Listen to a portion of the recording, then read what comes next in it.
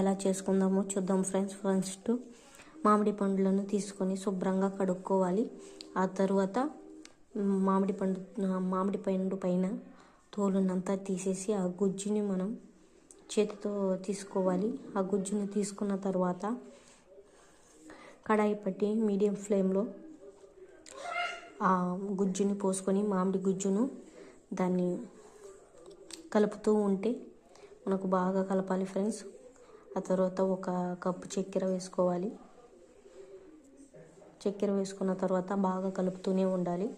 కలుపుకున్న తర్వాత మనకు తాండ్ర రెడీ అయిపోతుంది, మామిడి తాండ్ర. దాని తర్వాత ఒక ప్లేట్లో గీ అప్లై చేసుకున్న తర్వాత ఆ మామిడి తాండ్రను దాంట్లో పోసుకోవాలి. ఆ తర్వాత ఆ తాండ్ర ఆరిన తర్వాత ఇలా ముక్కలుగా కోసుకోవాలి బాక్స్ సైజులో. అంతే, రెడీ, మామిడి తాండ్ర రెడీ.